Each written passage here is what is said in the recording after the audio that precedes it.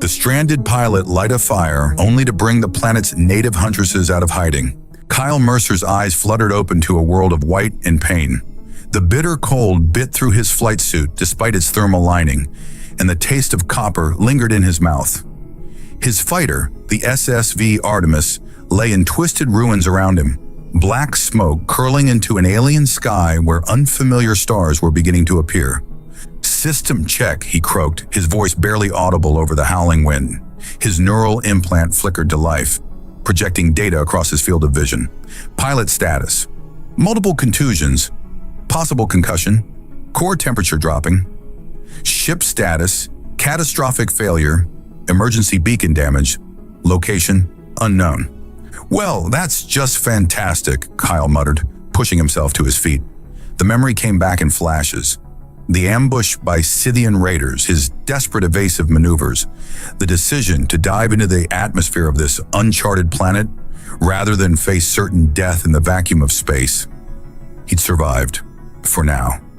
Kyle stumbled through the wreckage, salvaging what he could. The emergency kit was intact, though its contents were pathetically inadequate for an alien world.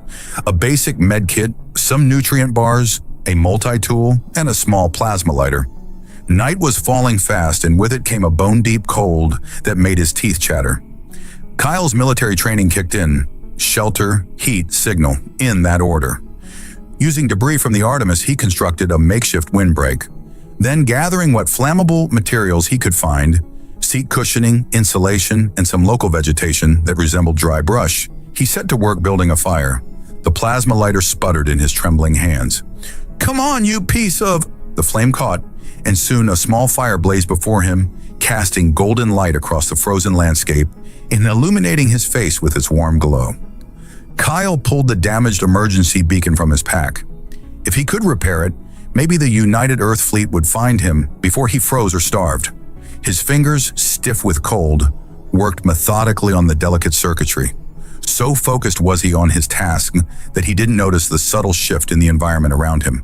The local wildlife, which had been making faint chittering sounds since dusk, had fallen completely silent. It wasn't until he heard the soft crunch of snow that Kyle's head snapped up, hand instinctively moving to the pulse pistol at his hip. 3 figures stood at the edge of his camp, illuminated by the firelight. Humanoid in form, but unmistakably alien. Their skin had a silvery luminescence that seemed to reflect the starlight, and their eyes, pale, almost colorless, studied him with predatory intensity. The one in front, clearly the leader, took a step forward. She was tall and lithe, with platinum hair braided tightly over one shoulder. Her attire consisted of fitted gray bands and light fabric that left little to the imagination while somehow conveying both deadly capability and an otherworldly allure. A bow was gripped in her slender hand, and Kyle could see the arrows in the quiver strapped to her back. Her companions, similarly dressed, remained slightly behind her, weapons at the ready. Time seemed to freeze as Kyle locked eyes with the Huntress. His heart hammered in his chest, adrenaline flooding his system. Fight or flight? Neither seemed like a good option. The alien woman's lips curled into what might have been a smile, though it did nothing to soften the predatory gleam in her eyes. Slowly, deliberately, she lowered her weapon, though her gaze never left him. It was a gesture, Kyle realized, not of surrender, but of curiosity. "Well," Kyle said, breaking the silence, his voice steadier than he felt, "I guess I should have checked if this planet was uninhabited before I crashed my ship here." The alien huntress tilted her head, studying him with those unsettling pale eyes. Then, to Kyle's absolute shock, she spoke. "Firebringer," she said, her voice melodic, but with an accent unlike anything Kyle had ever heard. "You are far from your star?" Haha, Kyle's mouth fell open. "You speak English?" The huntress stepped closer, the firelight dancing across her silvery skin. "We speak many tongues. Yours is simple." One of her companions made a sound that might have been laughter, and Kyle felt a flush of indignation despite his precarious situation. "I'm Lieutenant Kyle Mercer, United Earth Fleet," he said, straightening his posture despite the pain in his ribs. "My ship was attacked. I didn't mean to trespass on your world." The leader studied him for a long moment, then gestured to the fire. You bring light to the darkness. On the coldest night, she touched her chest. I am Nara, first hunter of the Lyrian clan. Kyle relaxed slightly, though his hand remained near his weapon. Nice to meet you, Nara. I don't suppose you have a communication system I could use? Or maybe way off this ice cube? Nara's expression remained inscrutable. The storm comes. Death follows. Your fire draws both. She glanced at the horizon, where dark clouds were gathering. Come with us, Firebringer, or join the Frozen. Kyle looked from the alien Huntresses to his meager camp, to the approaching storm. It wasn't much of a choice. Lead the way, he said, gathering his salvage supplies. As he followed Nara into the alien night, Kyle couldn't shake the feeling that he'd just jumped from the frying pan into something much more complicated than fire. The journey through the frozen wilderness was arduous. Kyle trudged behind Nara, his boots crunching through snow that reached mid-calf. The two other Huntresses flanked them, their silver skin almost luminous against the dark landscape. How much further? Kyle asked, his breath forming clouds in the frigid air. Nara glanced back, her pale eyes assessing him. Your kind tires quickly. My kind usually doesn't crash land on ice planets, Kyle retorted, then immediately regretted his tone. Antagonizing his only hope for survival wasn't the smartest move. To his surprise, Nara's lips curved into something resembling a smile. You have spirit, Firebringer. Good. The weak do not survive the long dark. They crested a ridge and Kyle stopped short. Below them, nestled in a valley protected from the howling winds, stood a settlement unlike anything he'd seen before. Structures of bone and ice rose from the snow, their surfaces adorned with intricate carvings that caught the starlight.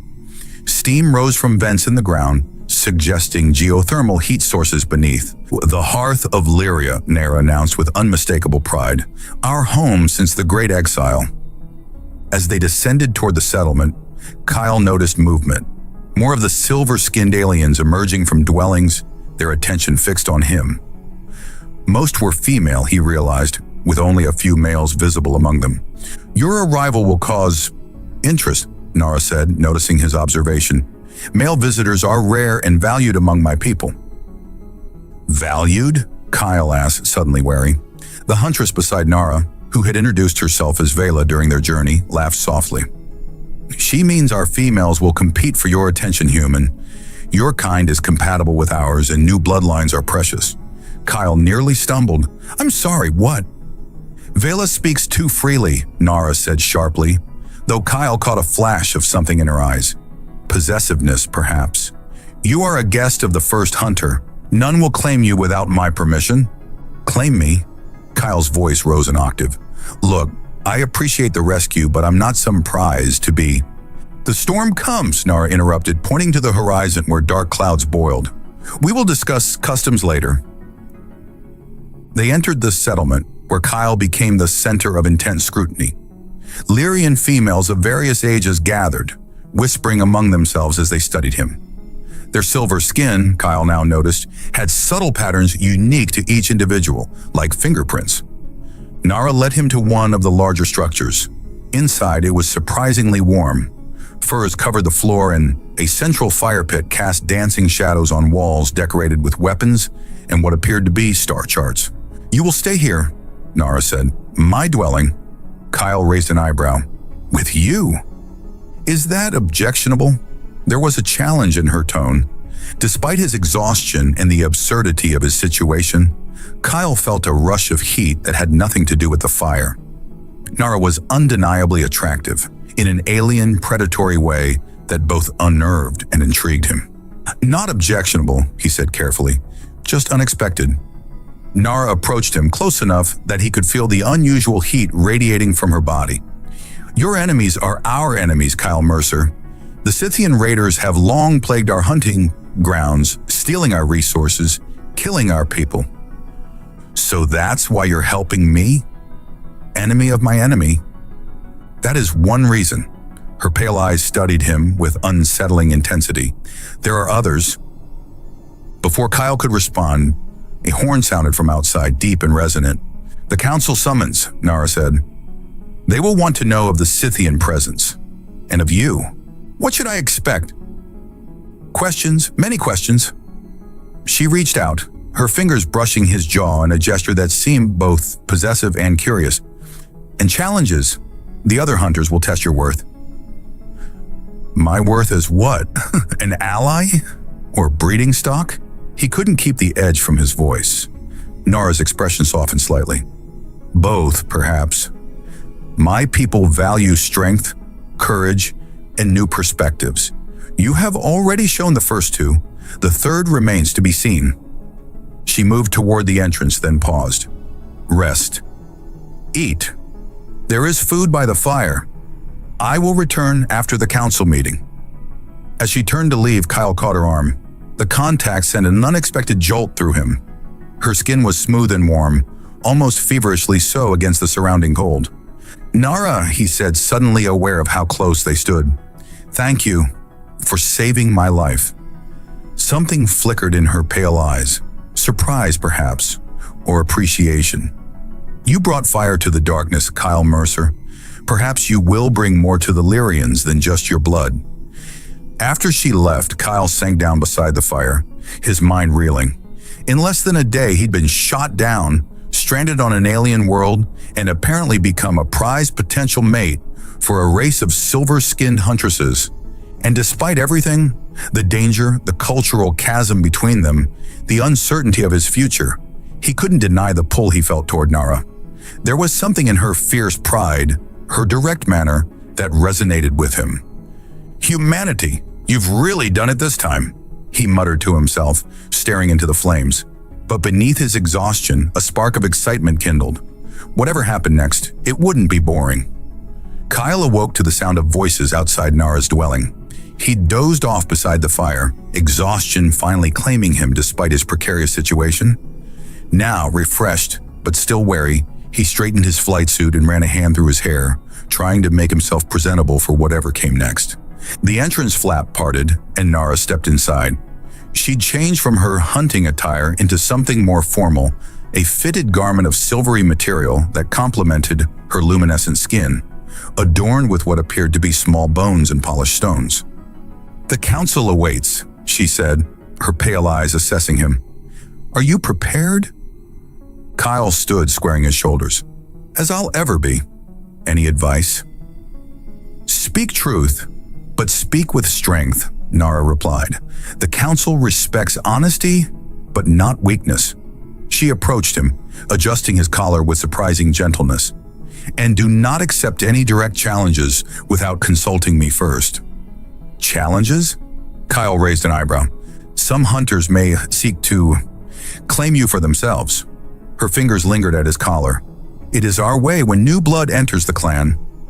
And what about you? Kyle asked, holding her gaze. Are you claiming me? Something flashed in Nara's eyes. Heat, possessiveness, desire. I found you. By right of discovery, you are under my protection. Her voice lowered. What happens beyond that is for us to decide, together. The air between them seemed to crackle with unspoken tension. Kyle was acutely aware of her proximity, the unusual warmth radiating from her skin, the alien yet alluring scent of her. Let's get through this council meeting first, he said, his voice rougher than intended. Nara led him through the settlement to a large circular structure at its center. Inside, a ring of raised stone seats surrounded a central fire pit. 7 Lyrians occupied these seats, all female, all wearing elaborate adornments that marked their status. As Kyle entered with Nara, conversation ceased. All eyes turned to him, studying him with varying degrees of curiosity, skepticism, and unmistakable interest. First Hunter spoke an older Lyrian with silver-white hair and intricate facial markings. You bring a stranger to our hearth during the long dark. Explain. High Elder, Nara responded, her posture respectful but undiminished. I bring a warrior of the human race. His vessel was attacked by Scythian raiders in our skies. He fought and survived, bringing fire to the darkness on the coldest night. Murmurs rippled through the council. The High Elder raised a hand for silence. Human, she addressed Kyle directly. What do they call you? Lieutenant Kyle Mercer, United Earth Fleet, he replied, standing straight as if addressing his own commanders? And why have the Scythians pursued you to our world? Kyle considered his answer carefully. My fleet was responding to distress calls from trading vessels in this sector. The Scythians have been raiding shipping lanes, taking resources and slaves. We engaged their forces, but my fighter was damaged and I was forced to make an emergency landing. The human speaks truth, came a voice from the side. A male Lyrian stepped forward, the first Kyle had seen up close. He was taller than the females, with broader shoulders and more pronounced facial features, but shared the same silvery skin. Our scouts have reported increased Scythian activity in the outer reaches.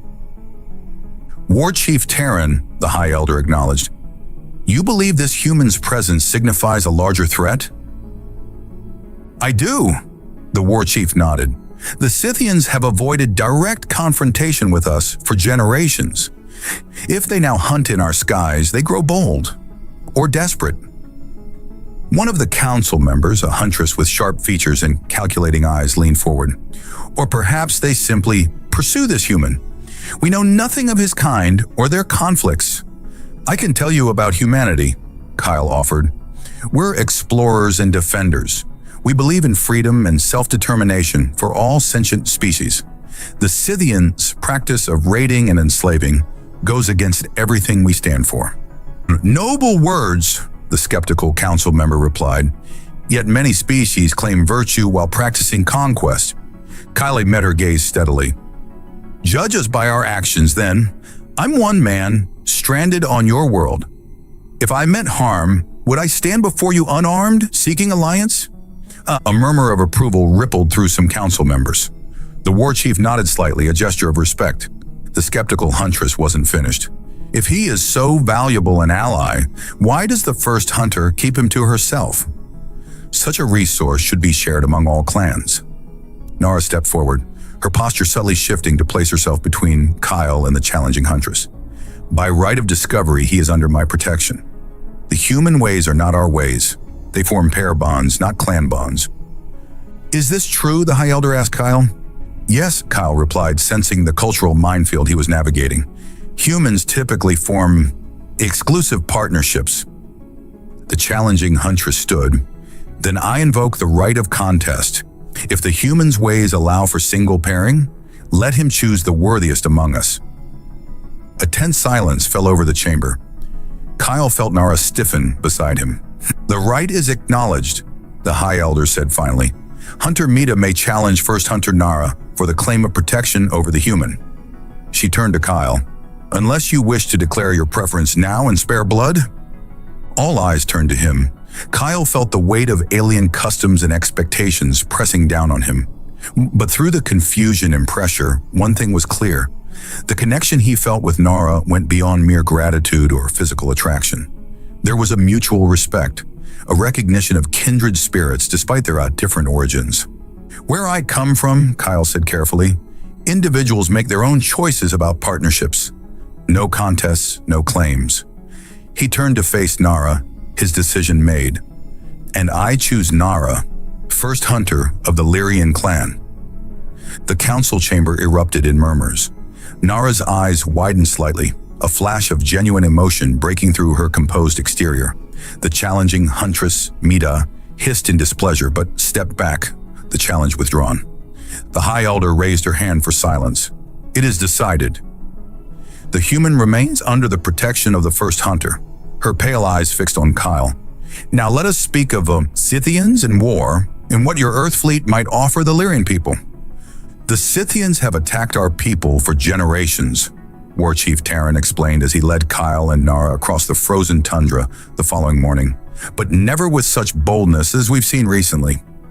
Kyle trudged through the snow, grateful for the thermal garments the Lyrians had provided. They fit snugly over his flight suit, their alien material somehow both lightweight and incredibly warm. What changed? Kyle asked, scanning the horizon. The storm had passed overnight, leaving a pristine white landscape under a pale blue sky. That is what we must discover, Terran replied grimly, and why I bring you to the field of fallen stars. They crested a ridge and Kyle stopped short. Below them stretched a massive crater, at least a mile across. Within it lay the scattered remains of dozens, perhaps hundreds, of spacecraft. Some were clearly ancient, half buried in ice and snow. Others appeared more recent, their hulls still gleaming where the sun caught them. "Holy," Kyle whispered. "A spaceship graveyard." "A battlefield," Nara corrected, her breath forming clouds in the cold air. "The Scythians have been trying to claim our world for centuries. This is where we have always stopped them." Terran gestured for them to follow as he began descending into the crater. The Lyrians were once a spacefaring people. When the Scythians first came, we fought them in the stars, but each battle cost us ships we could not replace. "You were driven back to the surface," Kyle realized. "Yes, now we fight with more primitive methods." Terran's expression hardened. "But we still fight." As they reached the floor of the crater, Kyle was struck by the diversity of the wrecked vessels. Some were clearly Lyrian, with the same elegant, organic curves he'd seen in their architecture. Others were angular and predatory, Scythian he assumed. But there were other designs too, alien configurations he couldn't identify. "We're not the first to crash here," Kyle observed. "Many travelers have found our world," Nara said, walking close beside him. "Few have left it." Kyle paused beside a particularly massive wreck, half buried in ice. Its design was unlike the others, more functional, less alien. "This one," he began, brushing snow from a panel. "We call it the Earth ship," Terran said, watching Kyle carefully. "It fell from the stars 3 generations ago." Kyle's heart skipped a beat as his gloved hand revealed a faded insignia, the United Earth Fleet emblem, an older version than his own, but unmistakable. "It's human," he breathed, "a UEF exploration vessel." He turned to Terran. "Were there survivors?" The war chief exchanged a glance with Nara. "One, a male, like you. He lived among us for many seasons before his body failed him." "He taught us much about humans," Nara added softly. "This is why we recognize your kind." Kyle felt a strange mix of emotions, grief for the lost crew, hope that humans had been here before, and a new understanding of why the Lyrians had accepted him so readily. "I need to see inside," he said. Terran led them to a breach in the hull. Years of exposure had taken their toll, but the ship's interior was partially preserved, protected from the worst of the elements. "The command center is this way," Terran said, navigating the tilted corridors with practiced ease. The bridge was a ruin of frost-covered consoles and collapsed ceiling panels. Kyle moved through it reverently, touching the frozen remains of human technology. "This is an Explorer-class survey ship," he said. "Early model, at least 80 years old?" He brushed ice from a console. "If I can get power to the emergency systems..." "You seek to contact your people," Nara observed, watching him closely. "Yes," Kyle met her gaze. "My fleet needs to know about the Scythian threat here," and he hesitated. "I need to tell them about the Lyrians." Something passed between them, an unspoken question about what his return to human space would mean for their developing bond. Terran interrupted the moment, pointing to a display at the far end of the bridge. "Look there." Kyle followed his gesture and froze. The display, somehow still partially functional after all these years, showed a tactical scan of the system. Red markers indicated Scythian vessels, dozens of them, gathering at the system's edge. "This can't be current," Kyle said, studying the date stamp. "This is from yesterday." "The Earth ship's sensors still function, drawing power from what remains of its core," Terran explained. "We have used it to monitor Scythian movements for generations." "This isn't a raiding party," Kyle said grimly. "It's an invasion fleet." Nara's expression darkened. "They come for us at last." "Not just you," Kyle realized, studying the tactical display. "This system sits at a strategic junction between Earth space and 3 major trade routes. If the Scythians establish a base here, then your people will also suffer," Terran concluded. Kyle turned to them, determination hardening his features. "I need to get the ship's long-range communicator working. If I can contact my fleet, we can stop the Scythians before they launch their invasion." "What will you need?" Nara asked. "Parts from my fighter, power cells, and time." Kyle looked between them. "And I'll need to teach your people how to defend against orbital bombardment." Terran nodded grimly. "I will gather our best warriors." As the war chief moved away to examine another part of the bridge, Nara stepped closer to Kyle.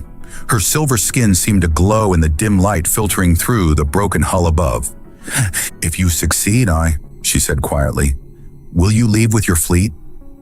The question hung between them, heavy with implication. Kyle reached out, his gloved hand finding hers. "I don't know what happens next," he admitted, "but whatever comes, I don't want to leave you behind." Nara's pale eyes searched his. "Last night, after the council, you chose me publicly. Among my people, such a declaration has meaning." "It has meaning for me too," Kyle said, suddenly aware of how close they stood. The cold around them seemed to fade as heat built between their bodies. "Tonight," Nara said, her voice low and intimate, "we will complete the bonding ritual. It will strengthen both of us for the battle to come." Kyle felt his pulse quicken at the promise in her words. "I look forward to learning more about Lyrian rituals." A smile curved Nara's lips, predatory yet affectionate. "And I look forward to teaching you, Firebringer." The moment was interrupted by Terran's return. If the war chief noticed their proximity or the charged atmosphere between them, he gave no sign. "We should return to the settlement," he said. "The sun falls quickly, and we must prepare our defenses." As they made their way back across the frozen battlefield, Kyle's mind raced with plans. Both for the coming conflict with the Scythians and for the night ahead with Nara, one thing was certain: his life had changed irrevocably since lighting that fire in the darkness. Night had fallen by the time Kyle finished rigging the long-range communicator. He'd spent hours salvaging parts from his downed fighter and integrating them with the ancient Earthship systems. His fingers were numb from the cold despite the thermal gloves, but satisfaction warmed him as the console finally hummed to life. "United Earth Fleet, this is Lieutenant Kyle Mercer. ID code Alpha 79 Delta 2, transmitting on emergency channel. Do you copy?" Static crackled through the speakers. Kyle adjusted the frequency, boosting the signal strength with a jury-rigged amplifier. "United Earth Fleet, this is Lieutenant Mercer. I've encountered a Scythian invasion force gathering in the Lyrian system, requesting immediate assistance." More static than a faint voice broke through the interference. "Tenant Mercer, signal weak? Position? Confirm a Scythian presence." Kyle leaned forward eagerly. "Yes. Scythian invasion force. At least 30 vessels. They're preparing to attack a previously unknown sentient species called the Lyrians. The system is at coordinates." He rattled off the stellar positioning data from the ship's navigational system. The response came through clearer this time. "Lieutenant, this is Captain Reeves of the UEF Dauntless. We're tracking your signal. Be advised, nearest battle group is 3 days from your position at maximum speed." Kyle's heart sank. "Captain, the Scythians will attack within 24 hours. "Understood, Lieutenant. We're dispatching all available units, but you'll need to hold out until we arrive. Transmitting tactical data now." The console beeped as it received the incoming data package. Kyle downloaded it to a portable device he'd cobbled together from his fighter systems. "Received, Captain. I'll do what I can here. Good luck, Lieutenant. Earth Fleet out." As the transmission ended, Kyle became aware of Nara standing in the doorway of the bridge. How long she'd been there, he wasn't sure. "Your people come," she stated. "Yes, but not soon enough." Kyle stood, stretching his stiff muscles. "The Scythians will be here before our fleet arrives. We'll need to defend ourselves." Nara approached, her movements fluid and graceful even in the cramped confines of the damaged ship. "Then we will fight, as we have always fought. But this time you'll have human ingenuity on your side." Kyle held up the data device. "And Earth Fleet tactical information on Scythian weaknesses." A smile curved Nara's lips. "The Council awaits your wisdom, Firebringer." As they exited the ship and made their way across the frozen battlefield, the twin moons of Lyria cast an ethereal glow over the landscape. Kyle found himself studying Nara's profile in the silvery light. The past days had created a bond between them that transcended their different origins, a connection forged in danger and mutual respect. "You're staring," Nara observed without looking at him. "Sorry," Kyle replied. "Not sorry at all. Just thinking about how extraordinary you are." Extraordinary? She glanced at him, her pale eyes reflecting the moonlight. How so? Where I come from, most people would panic if their world was about to be invaded. You're calm, focused. Fear serves no purpose in the hunt, Nara said simply. We face what comes. They walked in companionable silence for a moment before she spoke again. Tonight is the frost moon, she said, gesturing to the larger of the two satellites overhead. A time of bonding among my people. Kyle felt a pleasant tension build between them. The ritual you mentioned? Yes, her voice lowered, taking on a husky quality that sent a shiver down his spine. It strengthens warriors before battle, joins their spirits. Sounds beneficial, Kyle managed, suddenly very aware of her proximity. Nara stopped walking, turning to face him fully. Without the height difference of his earth-bred body, their eyes were nearly level. Do you wish to join with me, Kyle Mercer? To share strength before we face the Scythians? The directness of her question was startlingly refreshing. No games, no pretense, just honest desire. Yep, he answered, equally direct. I do. Her smile was both predatory and tender. Then we will complete the ritual when we return. But first, we must prepare our people for war. The Lyrian settlement was abuzz with activity when they arrived. Warriors sharpened weapons, huntresses checked bowstrings, and even the youngest members were engaged in preparations. In the central meeting hall, the council and war chief Terran awaited them. Kyle presented his tactical data, explaining the Scythians' typical attack patterns and vulnerabilities. They rely heavily on energy weapons, he explained, projecting images from his device onto a makeshift screen. But their ships have weak points in their ventral armor. If we can salvage weapons from the downed ships in the crater, we might be able to create ground-to-space defenses? Our ancestors left weapons in the sacred caves, Terran said thoughtfully. Energy bows that could pierce the sky. Kyle nodded eagerly. Perfect. We'll need those, and we can set traps in the valley approaches.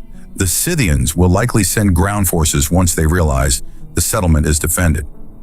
For hours they planned and strategized. Kyle was impressed by the Lyrians' quick grasp of tactical concepts and their innovative suggestions for integrating their hunting techniques with modern warfare.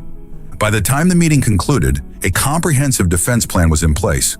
Teams were dispatched to retrieve the ancient weapons, set up observation posts, and prepare ambush points. As the council members dispersed, Nara approached Kyle. You have given my people hope, she said quietly. No small gift in dark times.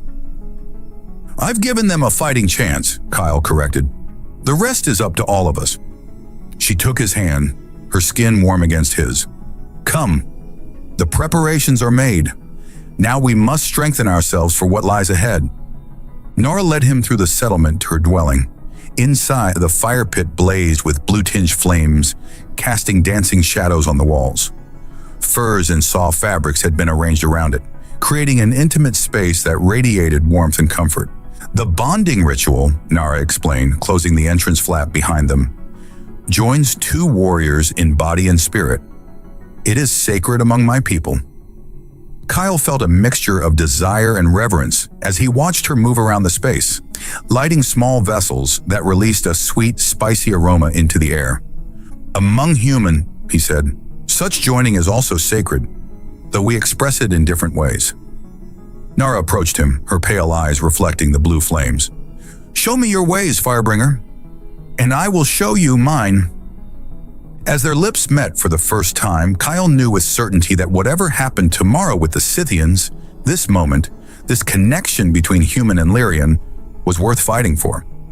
Kyle awoke to Nara's gentle but urgent touch on his shoulder. The fire had burned low, casting the dwelling in soft shadows. For a moment, he simply admired her silvery skin against the furs, still marveling at the connection they'd forged through the bonding ritual. Listen, she whispered, her body tense with alertness. Kyle stilled his breathing. At first, he heard nothing but the soft crackle of embers and the distant howl of wind. Then, a faint sound, metal against metal, a whispered command in a harsh, unfamiliar language. Scythians, he breathed. Nara nodded, already reaching for her weapons. Scout team, they've breached our outer perimeter. Kyle slipped from the warmth of their shared furs, pulling on his flight suit with practiced efficiency. The pleasant languor from their night together vanished, replaced by combat readiness. "How many?" he asked, checking his pulse pistol. "6, perhaps 8, Nara replied, securing her bow and quiver. "Too few for a full attack." They seek information. A distant scream pierced the night, followed by shouts of alarm. Kyle and Nara exchanged a glance before rushing outside. The settlement was in controlled chaos. Warriors moved with purpose, securing dwellings and gathering at defensive positions. Warchief Terran approached them, his face grim. "They've taken the High Elder and 2 others," he reported. "Small team, heavily armed. They're retreating toward the eastern ridge." "Hostages," Kyle muttered. "They want to study your defenses before the main attack." Nara's eyes flashed with cold fury. "The High Elder knows all our plans." "Then we need to get her back," Kyle said decisively. "Fast strike team, minimal equipment for maximum speed." Terran nodded in agreement. "I'll gather our best hunters." "No," Nara countered. "Too many will slow us down and alert them to our approach. Kyle and I will go, with Vela and Kieran as flankers." The war chief looked skeptical but didn't argue. "The storm returned," he warned, gesturing to the darkening sky. "It will cover your approach, but also hide their trail." "I can track them," Nara assured him. "Their scent is wrong on our world." Within minutes, they were equipped and moving out. Kyle had traded his bulkier flight suit components for the lighter Lyrian cold weather gear, allowing greater mobility. Beside him, Nara moved like a ghost across the snow, barely leaving footprints. Vela and Kieran, another experienced huntress, flanked them at a distance, communicating through subtle hand signals. The storm intensified as they tracked the Scythians through the darkness. Snow swirled around them, reducing visibility to mere meters, but Nara never hesitated. She followed signs invisible to Kyle's human eyes. Disturbed snow crystals, broken ice formations, the faintest traces of alien scent. "They're slowing," she whispered after nearly an hour of pursuit. "The storm confuses them." Kyle peered through the swirling white. Ahead, barely visible, dark shapes moved against the snow. The Scythians were hulking figures, at least a head taller than him, with broad shoulders and thick limbs encased in angular armor. Between them stumbled 3 smaller forms, the Lyrian captives. The High Elder was at the center, her silver-white hair visible even through the storm. She walked with dignity, despite her bonds, refusing to be hurried by her captor's shoves. Kyle signaled to Nara, indicating a flanking maneuver. She nodded, melting into the storm to circle right while he went left. Vela and Kieran would maintain their positions, creating a loose perimeter. Drawing closer, Kyle could now see the Scythians clearly. Their armor was black and red, with jagged protrusions that seemed designed to intimidate as much as protect. Their faces were hidden behind angular helmets with glowing red visors. Kyle activated his communicator, a small device salvaged from his fighter and modified to work with the Lyrians' own communication methods. "I count 8 Scythians, 3 captives. The High Elder appears unharmed." "Confirmed," came Nara's whispered response. "They've stopped at the ice shelf, setting up equipment." Kyle crept closer, using a snowdrift for cover. The Scythians had indeed halted, forming a defensive circle, while 2 of their number assembled what appeared to be a portable communications array. "They're calling their ship," Kyle realized. "Once they report our defenses, the main fleet will know exactly where to strike." "We attack now," Nara decided, "on my signal." Kyle readied his pulse pistol, setting it to maximum stun. Killing the Scythians would be satisfying, but capturing one for interrogation could provide valuable intelligence. Nara's signal came not as a sound, but as an action, a silver-tipped arrow that flashed through the storm to bury itself in the communications array. Sparks flew as the delicate equipment shorted out. The Scythians reacted instantly, energy weapons powering up with an ominous hum. But they were looking outward, expecting an attack from the perimeter. Kyle seized the moment, charging from his hiding place directly into their circle. The element of surprise was total. The Scythians never expected an attack from within. His first shot caught a Scythian square in the chest, the pulse energy overwhelming its armor systems and sending it crashing to the ground. His second shot missed as the aliens scattered, but it created the chaos he needed. Nara and the other Huntresses struck simultaneously, arrows finding gaps in armor with uncanny precision. 2 more Scythians fell, their strange, gurgling cries lost in the howling wind. Kyle tackled the High Elder to the ground as energy bolts sizzled through the air where she had stood a moment before. "Stay down," he shouted, rolling to return fire. The battle became a blur of motion and sound. The Scythians fought with brutal efficiency, but they were unprepared for the combination of Lyrian hunting prowess and human tactical training. Kyle found himself fighting back-to-back with Nara, her bow abandoned for twin hunting knives that flashed silver in the darkness. They moved together with a synchronicity that felt almost supernatural, a result of their bonding, he realized. Each anticipated the other's movements perfectly, creating a deadly dance that the Scythians couldn't counter. "The last 2 are retreating," Vela called out, notching another arrow. "Let one escape," Kyle ordered, surprising the Huntresses. "We want them to report that taking Lyrian hostages is a bad idea." Nara gave him a fierce grin, understanding his strategy immediately.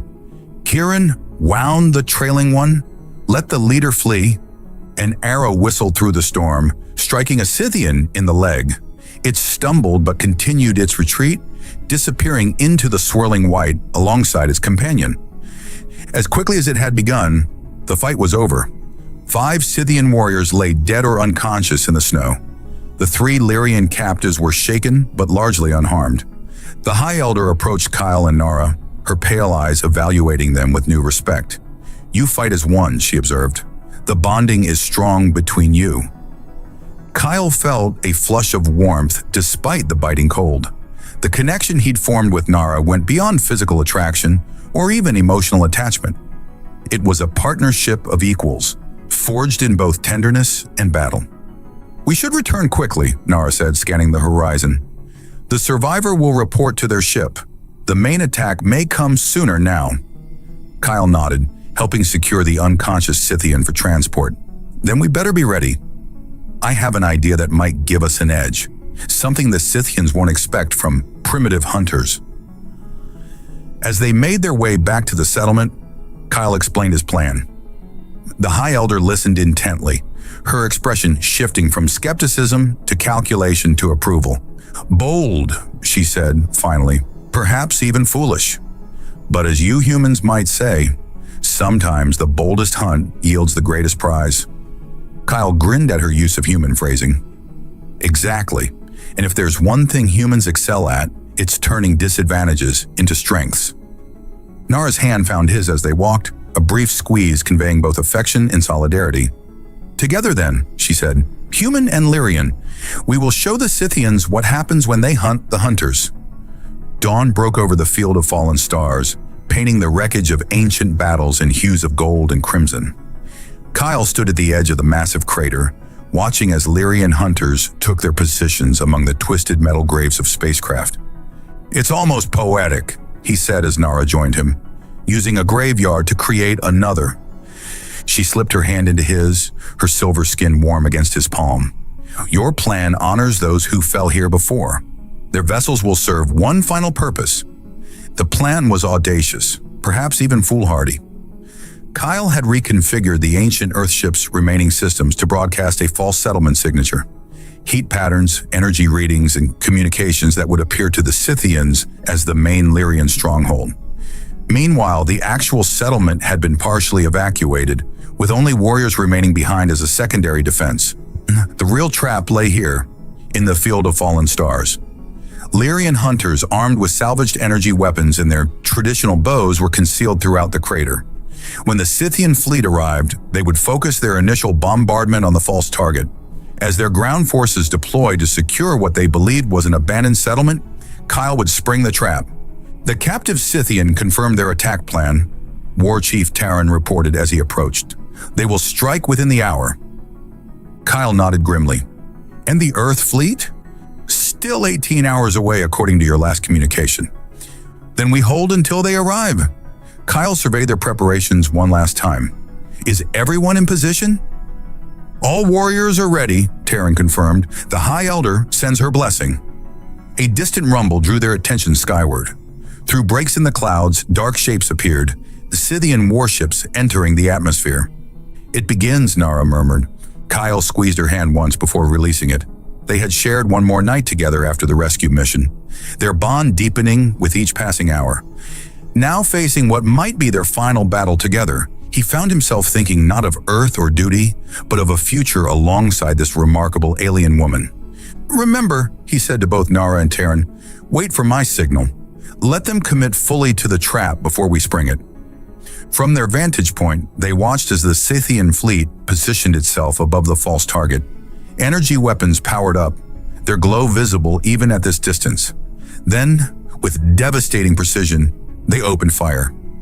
The ground shook as bombardment rained down on the empty tundra where the Earth ship broadcast its false signals. Snow and ice vaporized, revealing bare rock beneath. Had the real settlement been there, nothing would have survived. "Now they send ground forces," Terran predicted. Sure enough, smaller craft detached from the main vessels, descending toward the bombarded area. Kyle counted at least 20 troop transports, far more than they had anticipated. "They're committing everything," he said, a chill running down his spine that had nothing to do with the cold. "They want to end this today." Nara's expression hardened. "Then so shall we." Kyle activated his communicator. "All units, stand by. Wait for the transports to land and deploy. Remember your targets." Minutes stretched like hours as they watched the Scythian forces land and begin searching the false settlement area.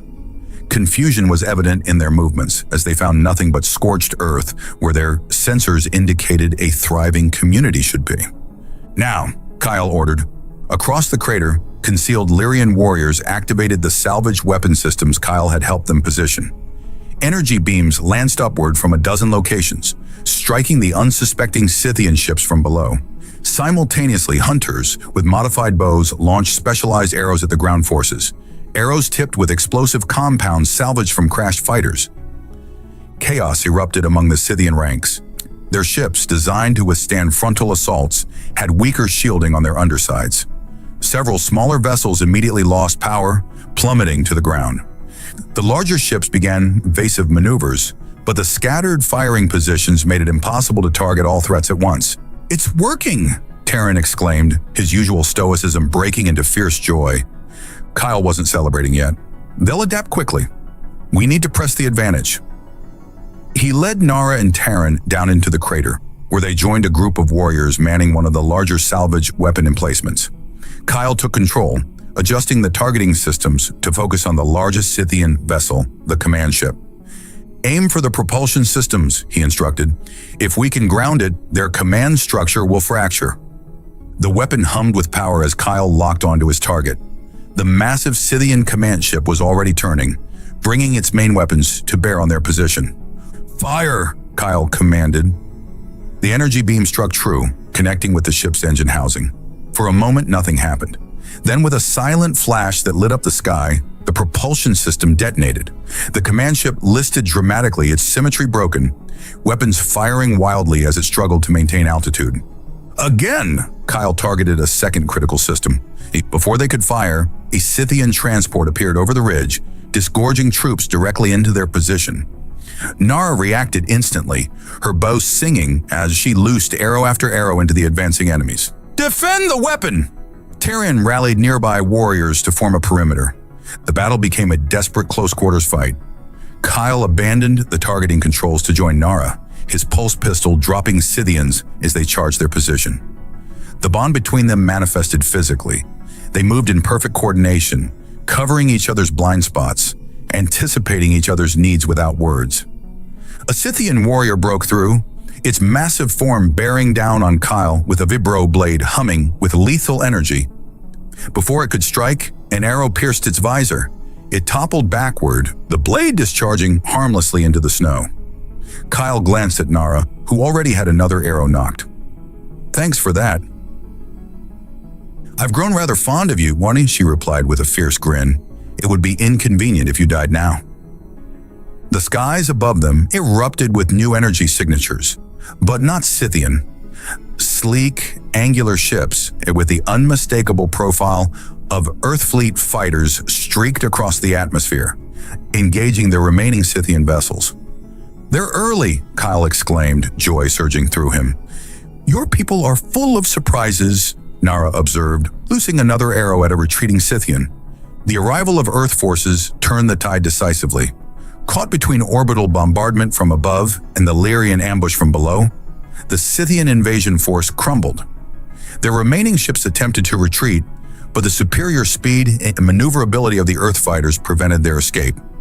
Within an hour, it was over. The Scythian threat had been eliminated, their invasion crushed before it truly began. The field of fallen stars had claimed new additions to its grim collection. As Earth shuttles landed near the crater's edge, Kyle found himself facing an unexpected dilemma. His duty called him back to his fleet, to report and resume his service. Yet his heart pulled him toward Nara and the life they might build together. Captain Reeves of the UEF Dauntless was the first to approach, his expression a mixture of relief and admiration as Kyle made his report. Remarkable work, Lieutenant, the captain said when Kyle finished. The Admiralty will want to establish formal relations with the Lyrians immediately. This system is too strategically valuable to leave unprotected. The Lyrians have protected themselves for generations, sir, Kyle pointed out. They don't need our protection. They need our respect and alliance. The captain studied him thoughtfully. You've come to care for these people? Yes, sir. Particularly one of them. Kyle's gaze found Nara, who stood proudly among her fellow hunters, her silver skin gleaming in the sunlight. Understanding dawned in the captain's eyes. I see. Well, Lieutenant, it so happens we're establishing a permanent liaison office here. We'll need someone who understands both cultures, someone the Lyrians already trust. Hope kindled in Kyle's chest. Are you offering me the position, sir? Pending Admiralty approval, which I'm certain will be granted given your heroics. The captain smiled. Consider it your new assignment, effective immediately. Later, as celebrations began in both the Lyrian settlement and among the Earth Fleet personnel, Kyle found a moment alone with Nara atop the ridge where they had first spotted the Scythian ships. Your captain says you're staying, she said, her pale eyes searching his. If you'll have me, Kyle replied. I'm to be the official liaison between Earth and Lyria. A convenient title, Nara observed with a hint of amusement. And what of us? What title would you give that? Kyle took her hands in his. Where I come from, when two people share what we share, there's a special bond. A partnership for life, ain't? Marriage, Nara said, surprising him with her knowledge of the human term. The other human who came before spoke of it. It is not unlike our bonding ritual, though more permanent. Is that something you would want? Kyle asked, suddenly nervous despite all they'd been through together. Nara's response was to pull him close, her lips finding his in a kiss that conveyed everything words could not. When they finally parted, her eyes held a warmth that rivaled the distant sun. You lit a fire in the darkness, Kyle Mercer, she said softly, and found not just me, but a new home. Yes, I would join with you in your human way, as we have already joined in mine. As they stood together watching Earth ships and Lyrian hunters working side by side to secure the planet against any future threats, Kyle reflected on the strange path that had brought him here. A crash landing, a desperate fire in the darkness, and an encounter with silver-skinned huntresses that had changed everything. Sometimes, he thought, the greatest discoveries come when you're simply trying to survive. And sometimes the light you cast into the darkness brings back more than you ever dared hope for.